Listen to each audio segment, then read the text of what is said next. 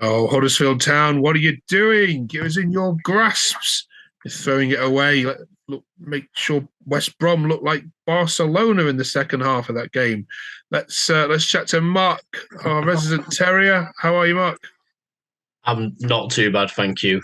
I think Oh, on uh, on looking back at game, I think it's taking chances and luck. That's what I will put that game down to. all right, let's review the week. And it's not been the greatest of weeks for Huddersfield. Losing at Cardiff, and then at home against West Brom. Let's go to the Cardiff game first of all. What was your view on that one?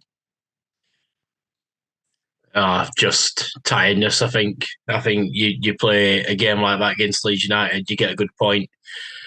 I mean, you got a long ass trip down to Cardiff, and Cardiff didn't look great, to be honest. And yeah, I'm just putting that down to tiredness. It's a long trip. They score a scruffy goal, and Town look like they're never going to score. And that Danny Ward video that you're going to pull out, telling me that yeah, I were wrong to say that Danny Ward's you saw it on Wednesday, sorry. He missed that absolute sitter from a yard out, and that's Danny Ward what we see week in and week out. So vindicated a bit, aren't I? Yeah, it's just you can compare the different styles you've had, but Huddersfield just looked a bit slow and ponderous, and there just seemed a few risky passes as around the defence as well. Is this the manager's new style starting to take effect? Yeah, and I don't get what this Matos thing is at the moment. He's not playing Matos in midfield, and everyone's saying, why are we not playing young, fast, energetic players in these positions? And then I think Town will leg it on Tuesday anyway. You know, on Wednesday, sorry, against Cardiff. You know, it's a long trip. It's Wednesday night. It's terrible anyway. But I just think I'm not sure what he's doing. And then yesterday, when you kind of want to make a bit of a bit of stance about who you are as a manager, he drops Matos and brings Jonathan Odd back in, and you're just like, actually, you know, he got a red card in last game at home, and the game's screaming out for Rudoni, Kasumu, Matos to be starting, and Jonathan Odd coming on for the last 10, 15 minutes. But yeah, he gets captaincy. Matos is dropped, and then at 4-1 down, he brings him on. And you're like, what are you doing? So Jonathan Worthington got us into a really good place. We turned that corner. I thought we were doing well. And I don't know what he's trying to do. I'm not sure what he's thinking about. So I don't get what he's trying to learn from what Worthington did. I just don't understand. And then he says at half time on Wednesday, I could have changed all players at half time. He's like, well, you've set them up wrong. Again, you know, Cardiff just again sat in like we did earlier this season and then just picked us off. I can't understand his tactic really at the moment, but I'm sure there's a reason for it. But yeah, you know, Jonathan Ogg should be coming on for the last 20 minutes like Matos does, not starting with Oggy and then bringing Matos on. It just doesn't seem to make sense, especially when Matos has had a really good January, February, March. Well, January, February before he's come in. Okay. Yeah, a couple of weeks ago we were flying, weren't you? Beating Sheffield Wednesday 4-0. You winning left, right, and centre. Is the manager take any criticism so far from you? It's just understanding. You know, I think he's come in and he's trying to do a certain way and things like that. But again, it's tactics. If you don't get your tactics right, I mean, West Brom yesterday changed their tactics, and it took him to about 3-1 down to change how our formation were and things. So I don't. I'm not sure. I don't want to be blaming him straight away, but I'll give him as much time as I did Darren Moore. And if he don't do something, I mean, that Rotherham game at weekend is huge, and he's got to get that tactically right. And you know, it's okay us laughing about Danny Ward and stuff like that, but he's got to get him into the right positions to do those breaking downs. He's got to bring right players on. And And I think players need to take a bit of responsibility for it as well. I mean, 4 goals yesterday, apart from that screamer, all of them were defendable. So I'm not sure. I don't want to jump on his back yet, but if he keeps making mistakes like that, then I will. I'll be calling it out because that's ultimately what I do. And I do it in stadium and I'll do it on here and I'll tell him when he's good as well. So. Okay. All right. We're also talking this week then about refereeing decisions and whether, as a Huddersfield Town fan, you'd welcome VAR in the Championship. There's been a growing number actually, of really bad calls made by referees in the last couple of weeks. Huddersfield have been on the wrong end of some of them. I wanted to ask you first, Mark, what's been the worst miscarriage of refereeing injustice that you've seen in a Town game this year that's cost you?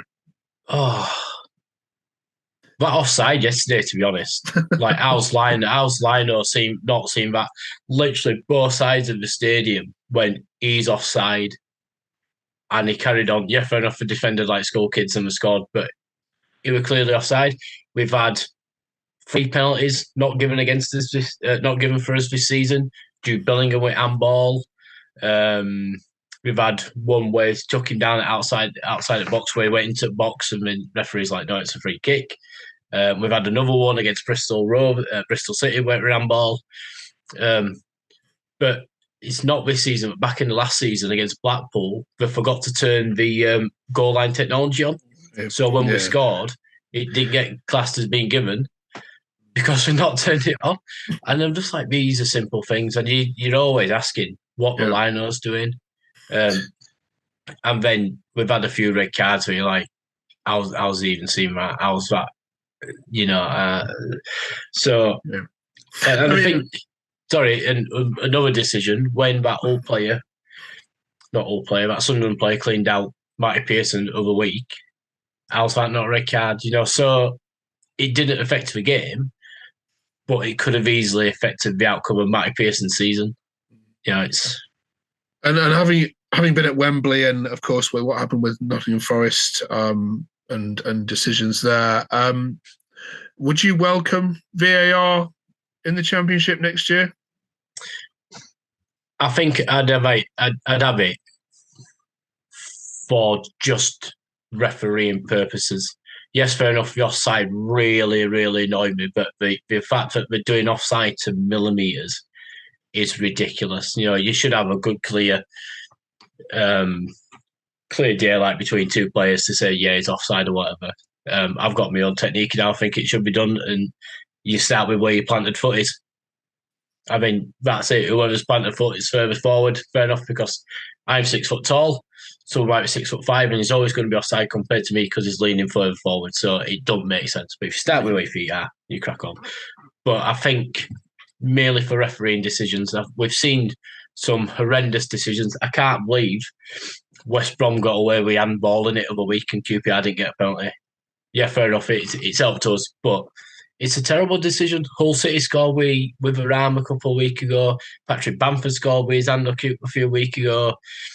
It's like, how can you be making those mistakes? But on the other hand, fair to switch to, players need to stop cheating. Players are horrendous at cheating and will do anything to try and get an advantage in the game. And how can a referee help it if someone's going to go in with shoulder or put his hand up and stuff and try and get away with it? So ultimately, you've got to put it on players' behaviour as well. Okay. All right, let's get some predictions then from you. Cheers, Mark, for this weekend. This is, like you say, a huge game. Our Rotherham fan earlier said that Town will win easily 3-0. They are in disarray. The players don't want to play for the manager. The manager just wants to get rid of the players and they can't wait till next season. So this is a must win. I think this is a disaster waiting to happen. I don't know. I think Town are going to have 80% of possession and lose 1-0. It sounds really ridiculous. But we've gone to Rotherham and been 2-0 up on New Year's Day and drawn the game 2-2. We've not had a happy hunting ground at Rotherham for the last couple of years. And my head's saying, you need to go down there, you need to thump them 5-0. But I've got a really sneaky feeling that Rotherham are going to just get that one win. Just because we've not been terrible at home at Rotherham. they've scored goals and they've battled teams. It's just last couple of weeks where we seem to have given in. But I've just, as much as me head saying, yeah, we'll beat them 3 or 4-0 come to play. I mean, Town missed so many opportunities yesterday. It were unreal. The amount of chances we should have scored. But I've got a real sneaky feeling Rotherham will win 1-0. Right, okay, you hit it here first. Yeah. Rotherham fans. Mark is predicting you'll have loads of Rotherham fans if they. Well, I think this is the first time where I'm actually worried that we could get relegated now. This is the first time where I'm like, actually, we're in a proper fight. At some point, you're kind of like, oh, we've got a few points, we've got this, that, and other, but we've played all top 6 teams now, apart from Coventry and maybe Preston. You know, your games are Stoke, Millwall, you know, those are games you've got to win. And Rotherham, you know, luckily we've got an international break and we'll see what happens. But all right, yeah, not looking good. Wish you well, mate. Yeah, don't worry. There's another 8 teams feeling exactly like you are. You're not on your own. All right, but that's what makes the Championship brilliant, isn't it? We all love absolutely. It. All right, Mark. Cheers very much. Cheers. Thank you. Cheers.